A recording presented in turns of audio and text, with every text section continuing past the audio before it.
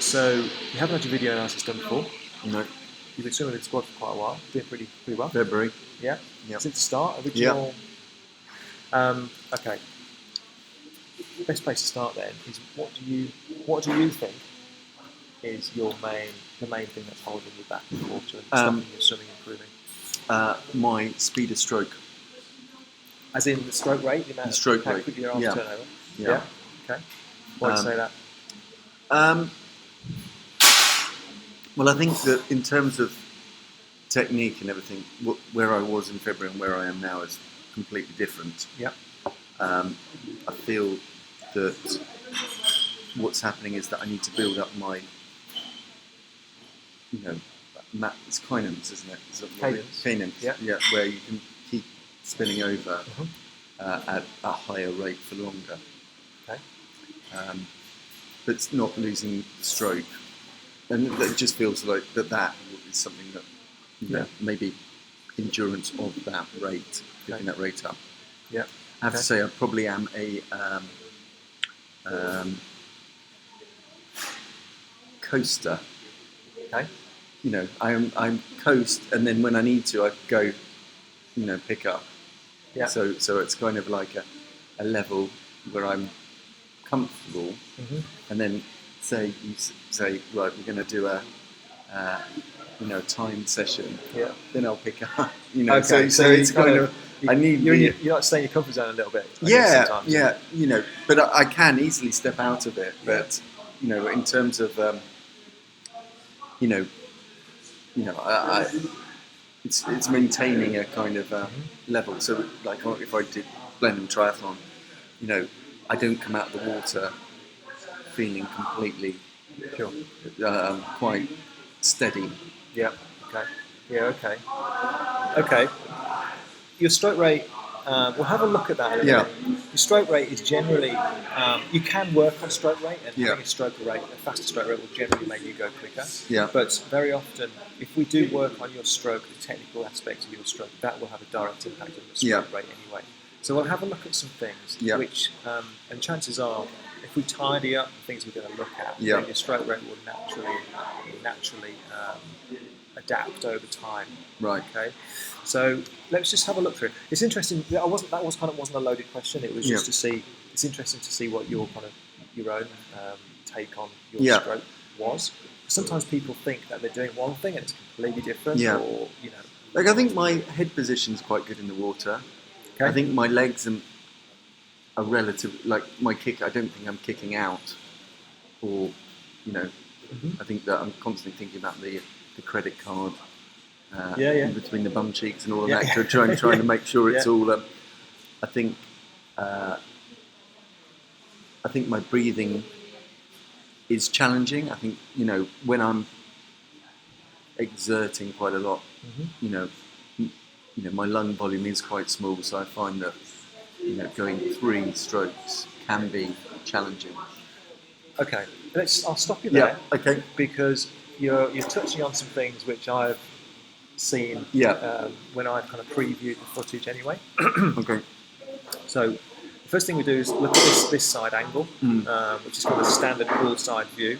And the first thing, we do Popeye quite a lot, don't we?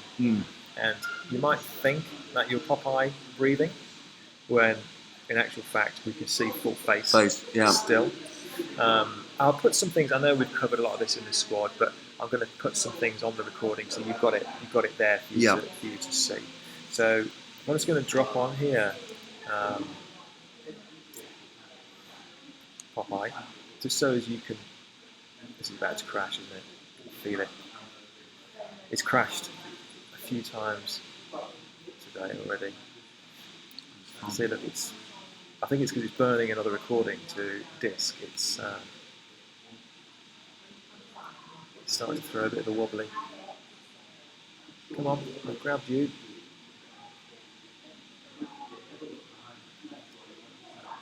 So you buy these expensive computers thinking they're going to be super powerful. No, well, let me grab that. But 5 years ago, you couldn't have done it. No, well, at least it can process the video. And things. What I'm going to do instead, because it's not letting me drag that onto the screen, is I'm just going to play it back on here.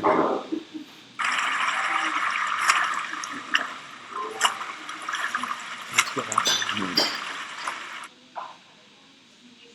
Okay, so what we're trying to achieve with the Popeye then is, see, that's not even, there we go. Yeah. So head kind of rested down in the water, so it's in alignment with the rest of the spine. Yeah. Okay, so move that out of the way a little bit. Goggle in, one goggle out, and there's a little Popeye mouth over to one side. Okay, so you've still got some work to be done in terms of trying to keep that head down. Okay. So why am I lifting up? Right. Have a look at that in a second. So that's a good question because there's normally a reason for you to do that.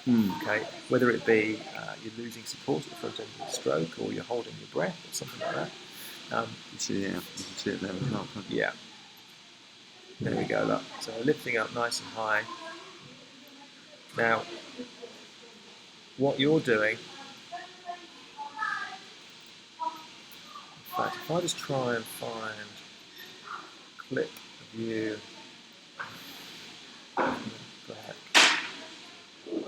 Here we go. So what you're doing is you're taking a breath. Yeah. So you're just taking a breath there. Holding your breath. Not breathing out. Not breathing out. Still not breathing out. Probably going to run out of footage here. We can just see it start to come out of your mouth at the end there. Yeah. We're just losing the end of it. So what you're doing is you're holding your breath and you're breathing out really quite late. Right. So you're breathing out just before you start to take the next breath. Right. Okay. So we've done bubble bubble breathe in the squad. And how do you find that when you do it? I find that okay. Yeah. Like I'm not, I'm not sitting there thinking, oh, this is awful. Like, yeah. But maybe I'm not breathing out. Maybe I'm saying it's bubble bubble breathe. I think I've just switched on my navigation.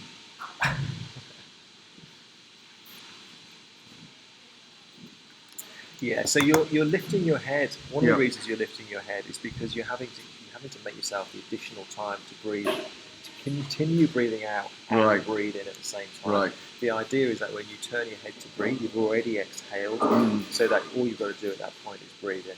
Right. Okay. So you need less of a window to get the breath in. Yeah. You see, because it's interesting, because I thought my head was further in the water, so it's good to see that. Okay. But that's the beauty of this kind of footage is and again you think you're doing one thing when in reality is you're doing something quite different. So and again we've done these in the squad, so sink downs. Yeah, I find that very difficult. Yeah, and that's and when you can see that, that's because you're holding your breath. If you found that easy, then you would be more likely to be constantly breathing out. And you can see these guys here kind of practicing it. Some of them. This chap here in the yellow hat,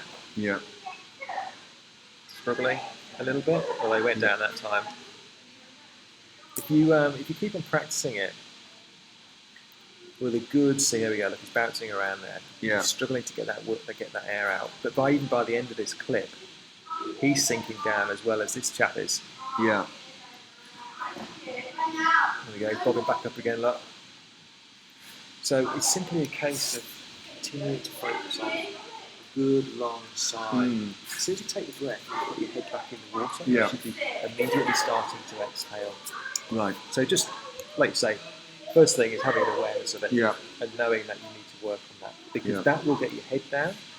And if you go back to you.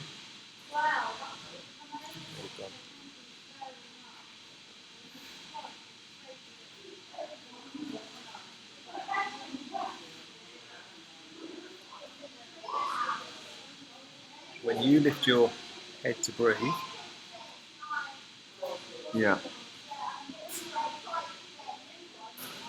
what happens is your body starts to sink this way. You can still see your mouth open there. So you lose momentum and you drop down. So just simply learning to exhale more effectively, and keeping the head down with pop-eye breathing is going to stop this dropping of the body quite so much. Okay, so they're two simple things for you. Now, what you're also doing here, still looking at the head, just as it goes underneath the water here, look where you're looking. You're looking a long way forwards. You look at your goggle line. Okay, what happens here is it lifts the front of the body a little bit, creates a little arch in the back, makes your tummy stick out a bit. And what it does is it starts to present the chest, more of a chest area to the oncoming water. Lifting the head here makes the legs drop, although they're not too bad at that point. So where should I be looking? Different people, depending on your buoyancy, natural buoyancy, different people should look in different places. Right. Okay. So for you, I'd suggest we experiment with looking 45 degrees down, see how that feels. And then potentially looking straight down. And again, that little tweaks like that will just give you a whole lift. Okay.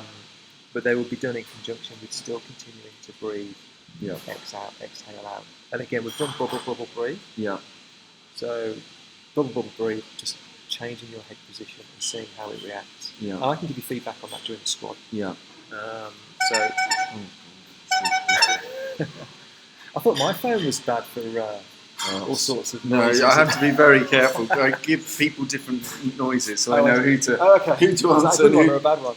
That's work one. So that's I think it's switched it off now. They're the thing is, where I live, I can always say, "Oh, the signal's really bad here," you see, but not in Stratford. Like that. Okay. So I can see what's happening. You see, I always thought I had to look at where I was further out. See, I've always been thinking that I should be looking out this way. No, you look. There's no reason to look forwards. You know where you kind of pretty much know where you're going. You can see the blue line in the pool. So you position your head the most effectively. Some people do need to look a long way forward. If you've got a natural buoyancy and you've got to be very high in the water, and you've got a good kick potentially. Some people kick out of the water if they look too far down, so they have to look up to bring their legs down. If that makes sense. So it's different for different people. There's no right or wrong way of doing it. It's whatever fits for you. But I think that will help you just bring the body line further up towards the surface. I do feel like I'm dragging quite a lot of the time. Okay. Now, there's another reason for that. Okay, so lifting the head is going to make the legs drop a little bit. It's not too bad, really. It's not too bad, but these are little tweaks which I think are going to make a difference to you. Now, the next thing I want to show you is from above. Wait till you get going. There we go. Now, what you're doing here, and this is another reason for potentially having to lift the head quite high, is you're over-rotating. Right. So you're completely on your side here. All right. That lead arm is dropping away a little bit, so you're losing support. The lead arm is what gives you the support at the front end of the stroke and allows you to breathe. You almost lean on the front arm. Okay. So if that front arm is gone, then you start to sink, which means you have to lift your head to give yourself the time to breathe. Does that make sense? That makes sense. Okay. Yeah. So often I feel like I'm there and it's kind of falling away. Yeah. Okay.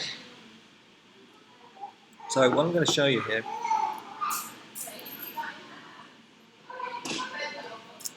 is, where is he? John Van Hazel.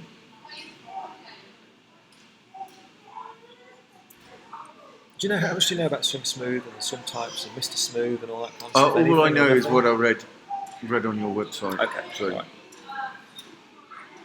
So, Mr. Smooth is the kind of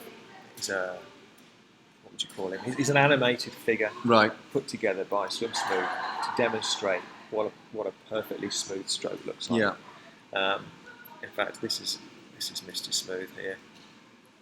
Right. This is an app you can download, so you can see what a stroke should look like in terms of what's happening when, timings, and all that kind of thing. So that's Mr. Smooth, the animation. That's based on this guy, Right. John Van Hazel, Olympia. Right. And what I'm showing you here with him, with Jono, is he's rotating. Yeah. So he's rotated. You rotate to about 45 degrees in the water. Mm. Okay. So if we take you under the water here. Yeah. I mean, if you look, you're pretty much right away over here. Yeah. And of course, if you turn sideways in the water, you're just going to slip straight down, especially if the lead arm is dropping away. Yeah. So if we look at Jono, he spears in, stays straight. That lead arm stays high until the recovering arm comes over the top. Right. So if we just show it from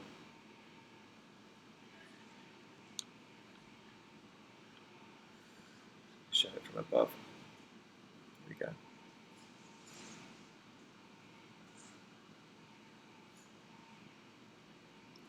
And what I'm going to show you is when he breathes. Yeah. See, that lead arm is still there. Mm. So you see, in terms of his rotation, there, he's what is he? You know, you're saying he's about 45. Yeah, it's 45 to 60 degrees. Okay. But certainly not 90 degrees, which is kind of where you're almost getting to at that point. Yeah. I mean, he actually looks, in fairness, he actually looks at that point. He looks a little bit more rotated than that. It's just the angle. Yeah, it's just the angle, really. Yeah. So 45 to 60 degrees is what we're looking at. So we'll just get rid of him a second. So we're at a little bit of over rotation and a loss of support at the front end of the stroke. We should always have an arm. Yeah. Sorry about this. It's all right.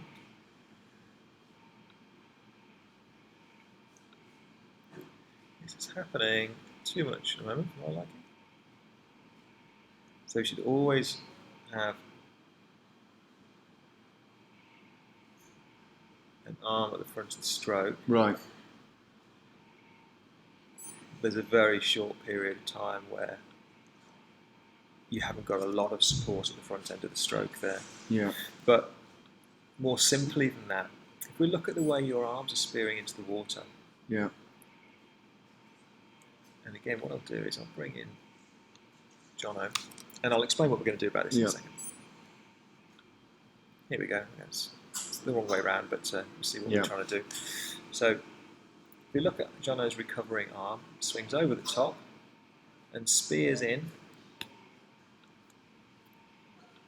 directly in line with his shoulder, and then stays straight. Right. Straight in the direction of travel. If you look at your arm, recovering over the top, very close to your head, spearing in very close to your head, and your arm is actually heading over that way. Right. Yeah. Okay, heading over that way, and then it does straighten up at that point. Yeah. So you're straight there, ish.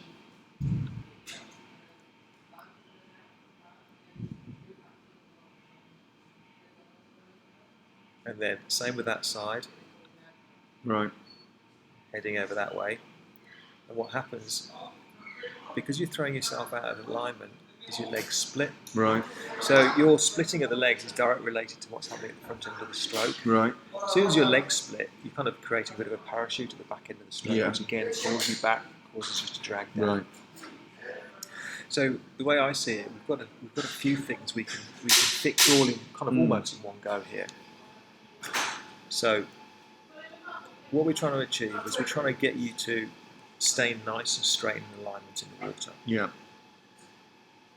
We're trying to keep that lead arm high. So we caught it there, look, with very little at the front there. Yeah. Front of the stroke. Looks like I'm rolling on my back now. Well, because you're spearing in from that kind of angle, you've got very little support there at all. And look at your legs. Yeah. Yeah, you're out of all shape. If that makes sense.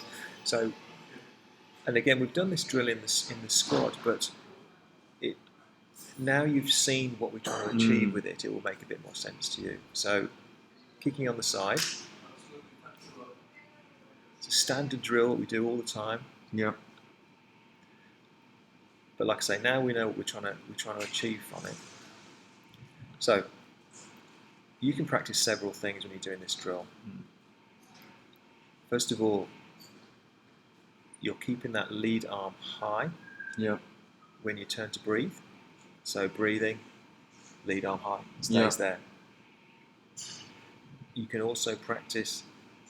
If you look at Paul breathing here, just play it in real time. Constant trickle of bubbles from his mouth up. Yeah. So you can also practice your breathing. Yeah. I'd only recommend that you focus on one element at a time. Yeah. You can keep on using the same drill for different things. So, and there we go. Alignment. Even split vision. One goggle in, one goggle out. Get used to being in that position.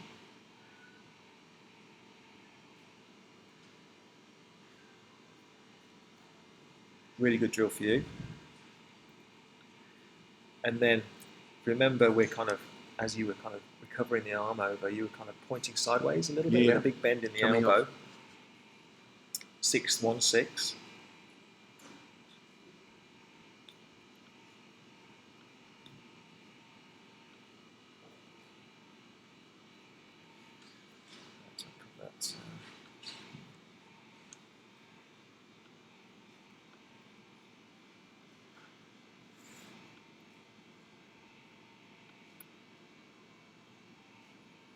So same thing, in effect, it's kicking on the side with a stroke in it.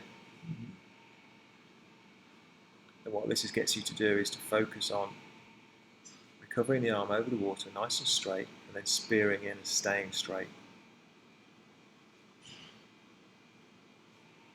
Okay? Okay, that makes... Yeah. So... I suppose the thing is that, you know, maybe in my mind that I'm trying to get into that 90 degrees because I'm thinking that movement. Yeah. In a 6-1-6 drill. Okay, because you go onto your side during the drill. Yeah. Yeah. Okay. So I think I'm overthinking that. So we just need to turn it back a little bit, tone it back. Yeah. Yeah, you're exactly right. It does overemphasize the rotation. But yeah, when you drop more into, if I show 6-3-6 on the other side. So of course, the common sense thing is that we do kick on our side, and then we introduce a stroke, then we introduce 3 strokes, and we build it back up to more like the full stroke. Okay, so if we look at the 3 strokes, he's not going completely onto his side during those strokes. He's going back to the 45 degrees or thereabouts that we're trying to achieve.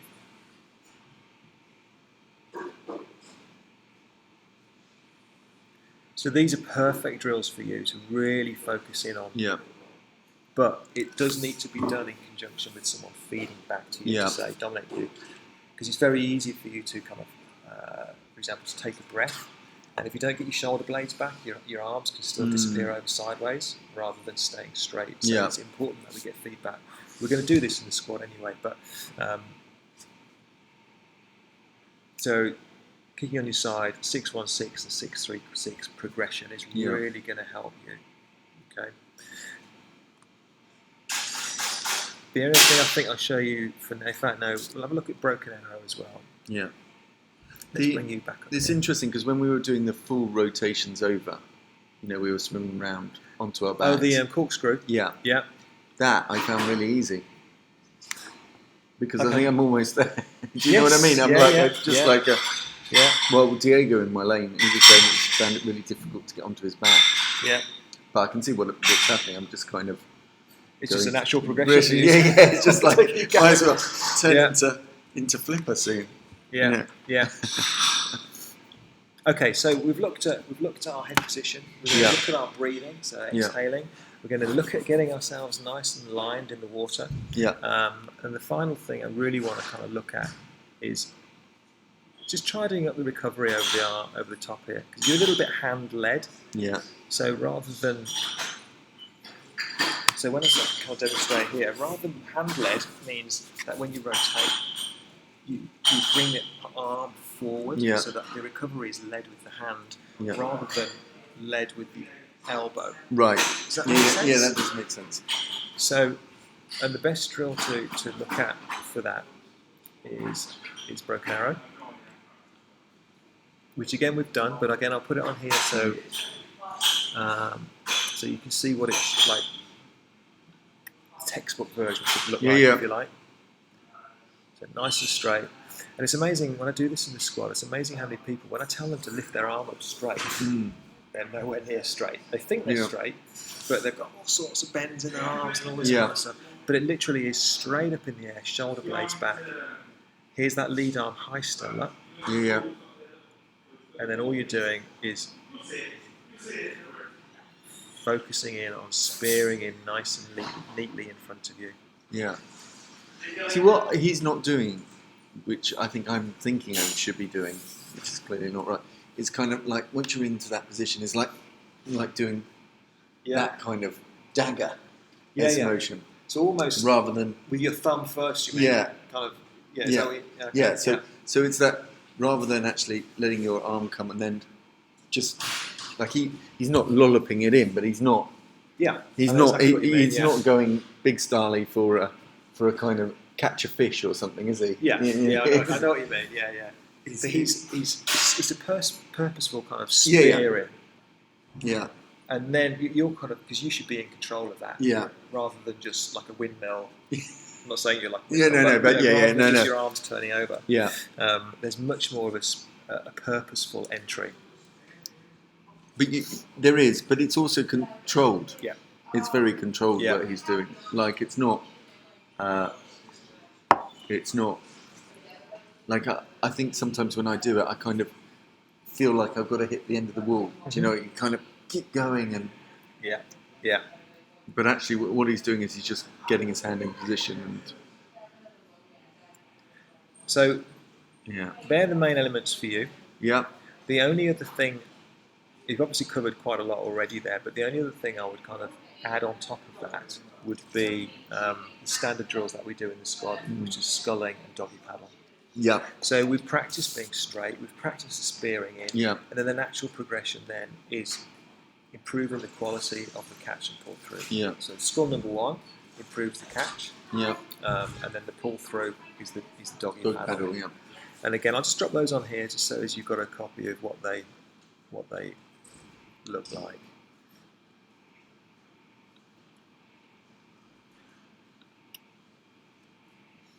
So skull number 1, imagine you've speared into that kind of depth.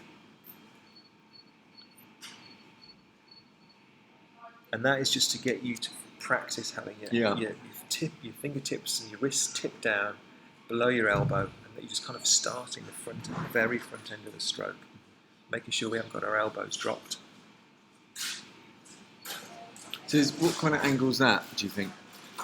Well, again, that would be different for different people, depending on your flexibility. You'd probably be similar kind of depth to that. Maybe a tiny little bit deeper. And then finally, just to finish then,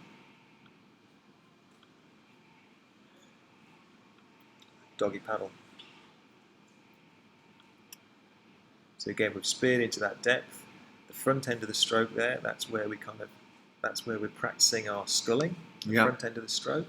And then if we just dip under the water, there's the kind of skull position with the fingertips dipped. And then all we're doing then is practicing pulling back. Let's play that through for you.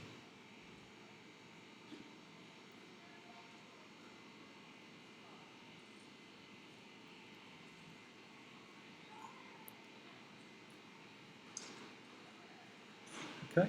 Yeah. I kind of see the sculling and the doggy paddle almost as kind of phase 2, if you like. But I want to put one here so you've got it recorded and you can kind of spend some time looking at that. we can move on to that. Yeah. But the main thing for you really is very much the breathing, the head position, and making sure that we get you nice and lined up in the water. Yeah. Right? And keep that lead arm high. So 6-1-6, 6-3-6. Those drills are going to be key for you. All right. Don't think there's anything else we need to cover now, otherwise it becomes a bit kind of overloady. Have you got any questions that make sense? Yeah, no, that does make sense. I think it's good to see that. Like I've always kind of slightly worried about this arm because I always think, oh, this arm's weaker. That's what I'm thinking. So it's falling away. Right. My left arm's not as strong as my right, so it's kind of. Oh, okay. You know, it's kind of like, oh, it's just falling away. So. But actually, you can see that it's being forced down rather than falling away. Yeah, absolutely. So it's so really it's get your head down, get the body position less extreme. Yeah. And then try and ensure that you're leading, not with your wrist coming over. Just a higher elbow. More positive kind of recovery, really. But we can only tackle one thing at a time. So very much focus on one element at a time. So what I'll do is I'll drop you an email with links through to the SwimSmooth app and a code. You have to, it's a paid-for app. I'll give you a 30-day code for you to look around as part of that. I'll burn all this to disk. Give you a disk with it all on. Have you seen the SwimSmooth swim types at all? You don't know what they are. Okay. SwimSmooth. Most swimmers fall into one of 6 swim types. Right. Each of those swim types have very similar characteristics. Right. And as a result, there's like a swim type kind of correction guide for each swim type. Right. So I'll give you a copy of that. Yeah. You're an Arnie. An I. An Arnie. I.com. Also. I As swim. in Arnold Schwarzenegger. Oh. So got quite a lot of power and rhythm to your stroke, but you're very much kind of forcing your way through the water rather than using the kind of natural fluidity and flow of the water, if that makes sense. A lot of energy being used there. So I'll drop that in onto your CD as well, so you can have a read through that. So do you change your swim type, or are you born a swimmer?